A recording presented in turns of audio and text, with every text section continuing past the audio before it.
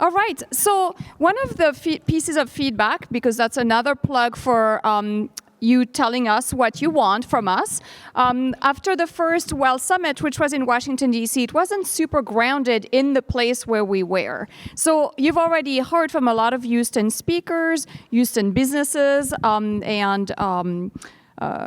businesses and cultural organizations like NASA. And we decided to also bring in 6 organizations who are doing community work here in Houston, representatives from these organizations who will tell you a little bit about what they're doing and also motivate you if you need around, how to take an idea how to go from idea to execution when you want to do something philanthropic, and then how you can best collaborate from a restaurant to organization perspective.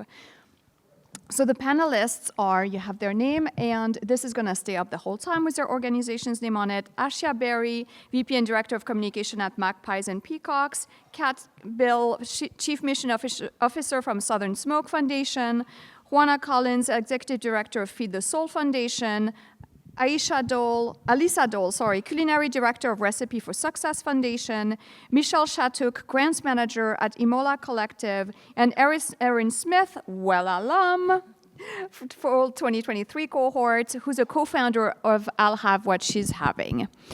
So this is going to be a rapid fireside chat. I'm going to ask you all to give us your elevator speech, your 30 seconds on what your organization does to get us started. And we have 1 mic per 2 people, so just share with your neighbor. So Erin, why don't you get us started? Okay, I'll Have What She's Having is a female-led organization that was founded in 2017. It is focused on F&B workers. It was built around a conversation about a lack of healthcare, health insurance, and really just being people who are serving people daily. How are we serving ourselves? How are we taking care of ourselves? And so we started as an organization that was going to raise funds to focus on creating a wellness fund, so you could go get a pap smear, you could get preventative care, you could get an STD screen, cancer screenings. We now do mobile mammograms, we do free vasectomies, so we're really kind of still in that healthcare vein. We have always, from our inception, been very openly pro-choice. We fight and advocate really hard for women's access to reproductive care and abortion care. Thank you. And if you're familiar with Texas, that fight has gotten even more important, so that's really a big focus for us. But we also we've evolved since 2017, so mental health is a big part of the organization, as well as mentorship. And if you have any more questions, there are leaders within the organization that are here, so pull me aside or grab Evelyn, because we'd love to chat more about our organization. Thank you, Erin. Hello, I'm Alyssa Dole. I'm the Culinary Director for Recipe for Success Foundation. And our mission is to teach, inspire, and empower our children and our communities to change the way we view food, change access to food in underserved communities, and really educate our youth on what it means to eat healthy, locally, seasonally. And the organization was founded by Gracie Kavnar with the help of many local Houston chefs. We just celebrated our 19-year anniversary, and chefs and the restaurant industry, the beverage industry are a huge cornerstone of our organization and really are what got this off the ground. So we love kind of combining both, inequity to access of fresh fruits and vegetables, like to combine that with our community in Sunnyside, where we have an 8-acre farm called Hope Farms. And we use this to both educate the community, provide access to the community, as well as bring kids in from HISD, Pearland, Pasadena, and just try and get as much information into the hands of as many children and adults as we can. Hi, Michelle Shattuck. Is this thing on? I'm here representing Imola Collective. My partner could not be here. She is Priya Ramkisson, the founder of Imola Collective. So she started the organization in Mauritius. It's based out of Mauritius. And it was created for the preservation of craft. in rural communities that are marginalized and often not represented at a larger scale. So she moved here to Houston 2 years ago. We became great friends, and now we help refugee women here in the greater Houston area sell their craft and wares, preserve their culture, their traditions, pass it down to the newer generations who might not have access to the craft. And we do that by trying to procure materials that are similar to the ones that they would have used back home, and finding sustainable partners that believe in the mission, who want to support women in marginalized communities. And we're excited to be here. Hi, everyone. I'm Ahshia, and I'm here with Magpies and Peacocks. We're the nation's only nonprofit design house, and we're dedicated to the curation and collection of post-consumer textiles diverted from landfill, which have an enormous environmental and social impact. So the dress I have on today was once an end about a fabric that would have hit landfill and kind of taken forever to biodegrade. So you can understand how that hits the environment: air, water, sea, transportation. What many people don't know is most of your clothing is made by a female making less than $3 a day in some horrific conditions. So we come in to change that. Fair cost of living, starting at $20 an hour, a nice place to work, and really uplifting those people. We have a workforce development program, which is open to women and men, called a Maker Collective.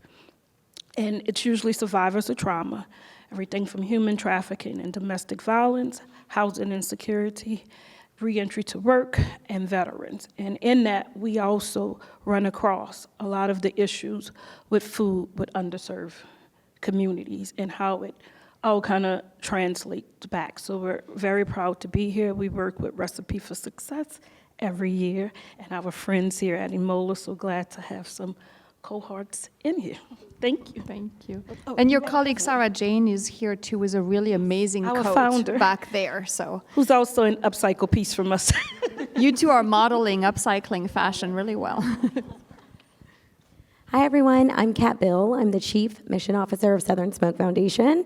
We are a nationwide 501(c)(3). We provide emergency relief grants and no-cost mental health services to food and beverage workers. So thank y'all for having us today. While we are nationwide, Houston is our home and our backyard. So we're really excited to talk about what we're doing here at the community. We kind of start here, and then based on what's needed and successes, we go out and build these programs in a bigger way in other communities as well. Good afternoon. I'm Juana Collins. I'm the Executive Director for Feed the Soul Foundation. Feed the Soul Foundation was started back in 2020 by Black and Latin Restaurant Week founders.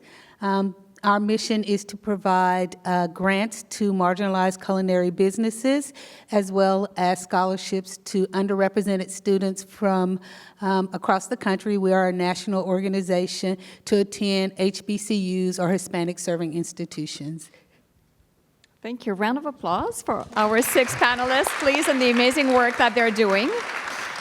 So, especially in our advocacy work, a lot of the conversations I have or that we hear around the tables are chefs who are like, oh my God, I really want to do this. This is such a, there's such a need in my community.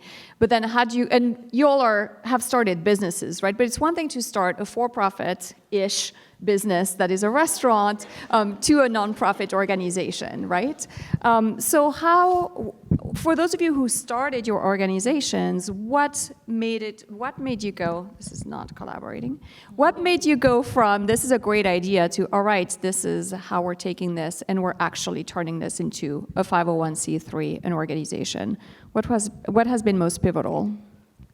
So we started having conversations, and the we in this is Lori Choi, Dr. Lori Choi, co-founder of I'll Have What She's Having. Her husband was in the industry, and she and I were acquaintances. We were having conversations about the sort of huge opportunity that existed within the F&B community to really focus on women's health. And these conversations were happening about 3 months before Harvey. So we were basically building the foundation of the idea, and then Harvey happened, and Harvey created Hurricane, not Weinstein. Hurricane. In this particular case. They both came around the same time, different effects. Hurricane Harvey hit Houston in August of 2017, and it created an urgent need. So all the conversations we were having became the foundation for what the action was going to be, and the action needed to happen now because businesses, restaurants in particular, closed for 2 weeks. If you're an hourly worker, you're not getting paid, right? So we've now experienced that several times over since Hurricane Harvey, but this became the urgency was there to go figure out some solutions and get the support for, I think the first thing we did was a dinner, and the dinner tickets had been selling prior to the hurricane coming, but then we reached out with a whole nother ask. We were like, if you're gonna show up, we ask that you bring tampons, because we were seeing in the shelters, and a lot of people were living in shelters because so much of the city was unhoused, and really remained that way for many, many months. There were things that were plentiful, and then there were things that were scarce, and feminine hygiene products were scarce. The facilities didn't have them. Women were struggling. They don't have money. They don't have anything. They probably don't have an automobile, and suddenly they need a tampon, and there's not a tampon. So it wasn't a massive amount because it was one dinner. There were probably 70 attendees, but we were watching men come and put their, CVS bag of tampons on this thing, and we built a little mountain, and it was a very visual thing of just the impact we could have. And we created the 501c3 with the intention of continuing to raise money for all women that are affected in the F&B in various ways, healthcare being the primary thing. So I mentioned access. We offer the free mammograms. We offer free pap smears. We work with local physicians and organizations to be able to facilitate that, because we obviously are not doing those things ourselves, but we're raising funds, and it's a community-driven thing because we are representing the F&B community. It's really important that all of our asks are not of the F&B community, and so we're really asking Houstonians, hey, step up and do this so that we can provide this for our members, for our volunteers, for the women in our community. And it's grown beyond just annual exams and cancer screenings to the point where now we're saying, hey, send your boyfriend for a free vasectomy if he wants one. It's pretty incredible. Mental health is a big focus right now for the organization. So, and I know that's something that Kat can talk about a lot with Southern Smoke, but I think as an industry, we certainly see the implications of just how hard it can be to do what we do and how important mental health care is. Any other founders who want to share? Yes, Juana? Well, I'm not the founder of Feed the Soul Foundation, but Feed the Soul Foundation was started, as I mentioned, by the founders of Black Restaurant Week, and it started during COVID. And it was during a time where, as you guys know, restaurants were really struggling and having a very hard time. And because Restaurant Week is national, even though government was giving out funds to restaurants, but what we learned is through our restaurants, there are a lot of independent operated businesses, again, marginalized businesses, they didn't even know how to apply for grants. They were just trying to make ends meet day to day, just through their staff. And what Black Restaurant Week did was saw a need and took the lead to just go out and really help these businesses. One of the things that we do through the foundation is we give out $10,000 grants to culinary businesses. You have to have been in business for 3 years. And then in addition to the $10,000, we do another $15,000 just in continued education. So I would say the founders really saw that there was a need for these marginalized culinary businesses because, again, they had no clue how to even apply for the loans. They're just trying to make payroll just to meet what they needed to do. And so through this program of ours, We do everything from training, from marketing to HR to helping them get their finances together. And we don't just give the grants, but we stick with them for almost a year just to make sure that they know. And so we've had like a 90% success rate through our program. So I can speak for the founders on that's why they started it. Anyone else wants to take this? I can How'd hop you go in. from idea to concrete? Yeah, I'm watching the time. So, I can hop in quickly. I think one thing that we learned, I'm not a founder either, but I joined the organization in February of 2020. So we really had to kind of rethink about who we were going to be and the response that was really expected of us to help be the safety net for the industry. And two things that we've learned is, one, really stay in our lane.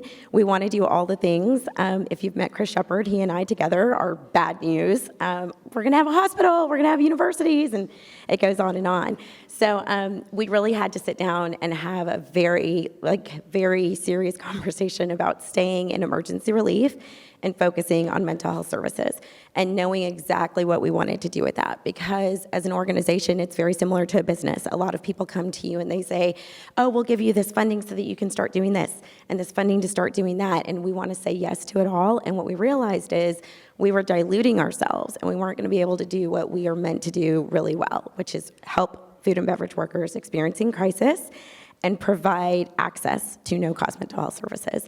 So I think it relates to both nonprofit and business. We really have to continue to hold ourselves accountable to our mission so that we can continue and serve in that way. Thank you. I think that's a really important reminder, this focus, and that's something that applies, again, whether it's your mission as a nonprofit or your mission as a restaurant. When you're looking to diversify your business incomes, for example, new revenue stream, having a narrow focus is really, really key, and making sure that your guiding light and your North Star is always right there. I mean, that's something we talk a lot about at JBF also, since we do a lot of things, so I appreciate it. It's really easy to say yes. It's so easy to say yes. We talked about that yesterday. That's how I started you all, how to say no, right? So that also includes in terms of not diversifying too much from your original mission statement. Since we do have only a little bit of time left, I have two more questions for you all. Keep your answers brief, please. What's your number one pain point, and how do you engage your community around this? Can I assume fundraising is a pain point for everybody? Or no? So, okay, so other than fundraising, what's your number one pain point? Because it feels like time and money are always in short supply. If you cast those aside, what are the other things that are issues and challenges? And Because we're deeply rooted in fashion, and we've worked with everyone from Southwest Airlines, Gucci, Banana Republic, Perrier. We have to remind people we are a 501c3 nonprofit, and we have a family of about 10 kids, that's adults, that depend on us every 2 weeks, payroll, and all other things based on the community we work. They have to feed themselves, their family. They've got all kind of issues that you kind of take on as the mamas of the organization. Our founder graduated from University of Arts London, so we have phenomenal graphics. We both write well. I'm a publicist by trade, and so we often get that, oh my God, we love what you're doing, you're doing so well, and we're like, first of the month, every month, like, can we do this? Can we keep going? Can we continue to pay our employees an actual cost of living? Because no one can live off a living wage, we know that. Can we keep the mission of environment and people, planet and people, going? And you have to get brave, because no one likes to ask for anything and say, hey, we do need your help. Getting with the big brands. We're the weird nonprofit where a lot of our funding does come from the brands versus traditional fundraising for a nonprofit. And so we've had to put on our big girl pants and say, hey, we make you look good, City of Houston.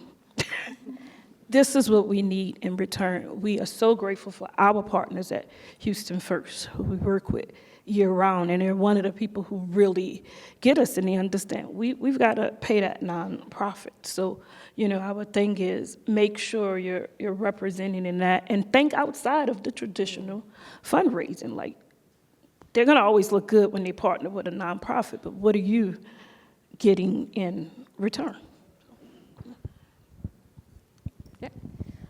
So with Recipe for Success, I would say one of our biggest hurdles to overcome is convincing kids to eat fruits and vegetables.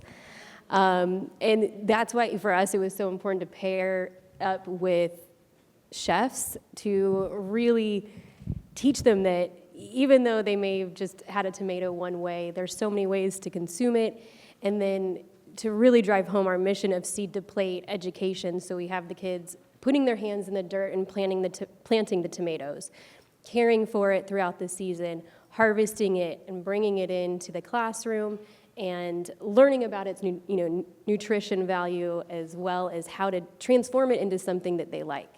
And so, we're really lucky and fortunate that we've had incredible chefs involved and incredible educators involved with us for a long time.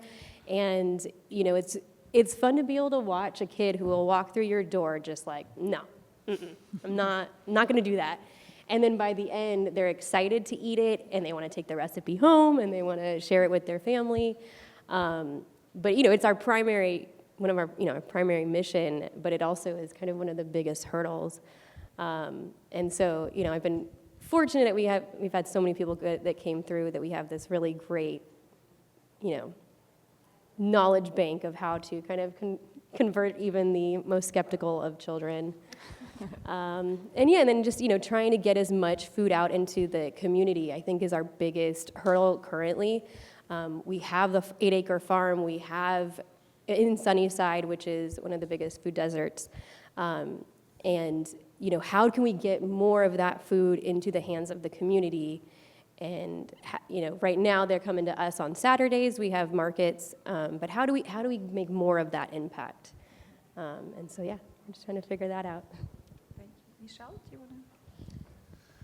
I would say accountability sometimes is a pain point for any organization, right? You want to remain as accountable as you can, and that means in grants administration, in my job, what we were talking about earlier, not saying yes to everything, right? Because we consider it mission drift, consider it whatever you want, right? Diluting your brand.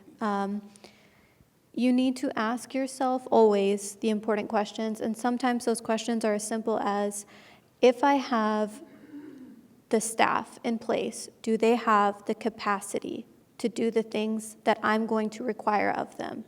And if the answer is no, I don't care how much funding you're going to give me, because I need to look out for the people who are doing the actual work, and I need to make sure that I am maintaining their stress, their emotional health, their well-being, over maybe, expanding into the next tier before I'm ready.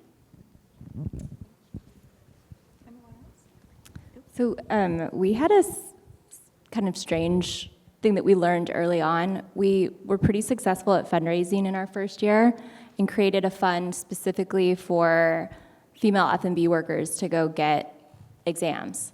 And the number of people that were actually taking advantage of that was quite low. It was alarmingly low. And the fund existed. We could never pull that money back and redistribute it with the way we had it set up. And so we learned in that moment that if you're not successful in reaching your mission, because our mission wasn't just to raise money, it was to get people thinking about their health differently and to really start advocating for themselves and taking care of themselves. And we were seeing that we were failing at that. We were great at raising money, but we were failing at getting people to go and get the preventative care, get an annual exam. And so as an organization, we started asking ourselves hard questions, and we started looking at the budget and saying, well, maybe we reallocate some stuff and we put it into a marketing budget so that we're able to market to our members, that we're able to create informational things that help get the information out, remind people. Or maybe we make these events more fun. Like the mobile mammograms are usually built around like a happy hour, because we realized that, again, we're here for community, but like doing things in a fun way and allocating funds, which was not part of our original budget distribution, helped us be more successful in achieving the mission. So you have to be willing to kind of take a few steps back and look at everything and say, okay, are we doing what we set out to do? And if not, what can we do? Because there are always a lot of solutions. Thank you. I was just going to say, sometimes I think our biggest hurdle is ourselves. I think sometimes we get in our own way. Yes, we love the organization. Yes, we believe in the organization, but not everybody does. And so sometimes I think we get so caught up in the passion of it that we sometimes lose sight of why we started this organization and what is the purpose of this organization. And, donors and funders sometimes, you can be as passionate as you want to, but they're going to ask you, how does this tie into our pillars? What does this do for us? And again, we all think that, this is a great organization. And I think every organization up here is a great organization, but not everybody feels that way. So sometimes we have to step back and really think about what donors want and not what we want. And I think once we start to do those kind of things, opportunities and doors will open up. I think for us, sometimes the why, we always have to be prepared to answer those questions. For instance, our eligibility requirements are you have to work 30 hours a week with a 6-month work history. It is very hard to say no to someone who is in crisis, but our eligibility requirements are those 30 hours. Now, we can work around that if you have 2 jobs. The hardest part of my job is we still have to say no sometimes, and knowing the why behind that is really helpful, and it's helpful for our team. And it's helpful for our supporters to know the why behind it. So that's always one of the first things we make sure someone who comes to the organization learns. That the history behind it, you can ask me later, it comes from Chris Shepard himself. But again, why is always one of the most important things. Mission driven, whatever it is you're doing, know. So that when those tough questions and those tough situations come up, you feel confident answering them. All right, so this time you really will only have 30 seconds per, and I'm going to ask the AV team to cut you off if you go longer than that. We've heard before restaurant owners get tapped so much for fundraisers, for everything, for being part of your community. You need to say no to things. So how can all of the amazing business owners in this room best support organizations like yours that exist in their respective cities and communities? That does not include free food.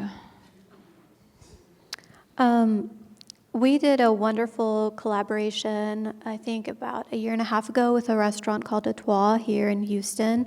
And what they did was they hosted a month-long dinner. So you had to pay, it was a catered menu with very specific items. You paid $100, and that money part of that money went towards the restaurant, but also part of that money went specifically to the nonprofit. So that's a way that you can help get in with an organization. One thing we do, because I found myself spending way too much time responding to emails of requests, and of course it's all good. I love dogs, I love kids, I love education, I love farming, we love it all, right? But we just simply didn't have the means, and I personally didn't have the capacity to even respond to it all, so I created we talked amongst ourselves, my husband and I, my partner in business, about what are the things that really matter to us. He's a veteran. I am obviously a woman. And so we said, okay, we're going to double down on veteran causes, and I'll have what she's having. And then we do a lot with Southern Smoke. And we have decided that we are way more impactful if we can focus on those things. And we have crafted a message that is, now I just kind of copy and paste it unless I want to personalize it a little bit, but it basically says, we love what you're doing, good luck with what you're doing, I think it's great, we're focusing on these things and we really want to make ourselves as impactful as possible, because there's no way they can retaliate against that, but also you're still supporting them by saying, I think what you're doing is awesome, so it's kind of a nice way to get out of it, but you can't do everything, as we say, so just make it easy on yourself to say no to the things and figure out what you want to say yes to and why. We definitely approach it from a partnership, collaboration, and a long-term view versus a one-off event where you establish that relationship. And Sarah Jane and I both worked in the food and beverage industry for a long time, so we would love to create a partnership with you. And do you have a nonprofit rate? Yes, we know how expensive it is to run the restaurant. It doesn't always have to be free. We get in-kind donations a lot. We're very grateful for it, but our annual fundraiser is 350 people. We're not asking anybody to give us that food free, but do you have a nonprofit rate? They normally do, and they're normally willing to work with you and say, sign us up again next year. And that kind of keeps everyone in business. We really encourage anyone who's interested in supporting us to do a tip line for Southern Smoke donations, because that is really from your customers and the people who are visiting you. We try really hard not to ask owner-operators and establishments to come out of pocket. A roundup opportunity is also another way to help, and again, it doesn't cost anything to you all because we try to avoid that. We also have a whole menu of other ways, so if you're interested, find me and I can make sure that gets shared with you. 30 seconds. Learn about the organization. There's so many opportunities that these organizations have that you can engage in. As I mentioned, we were started by Black and Latin Restaurant Week. Go when we're in your city, go patron the restaurants. You'll be giving back to the organization as well. But like Kat said, there's so much that I'm sure many of you would love to be engaged with our organization. So look us up afterwards. Yeah. So with Recipe for Success, with chefs in the food and beverage industry being such an integral component, we do ask a lot. I mean, I've blown her up recently to donate her time, but we try and balance, not repeatedly asking the same chef over and over again unless they've expressed that they want that. And then we also try and balance with giving back to the chefs as well. So bringing them out for farm walks where we're not asking them for a single thing other than to show up, drink the free drink, eat the free food, explore the farm with all the farmers, and just have fun. So we really want to give back. And I'm in this unique position as a former pastry chef, getting all the asks and wanting to say yes to all the things, but then having to kind of balance that with your workload.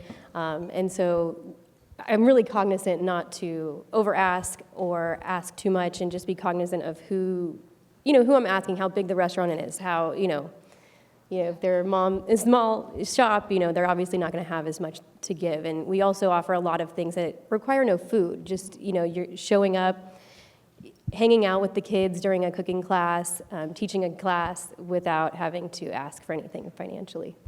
Yeah. Thank you. Let's give a last round of applause for our 6 amazing nonprofit leaders here in Houston.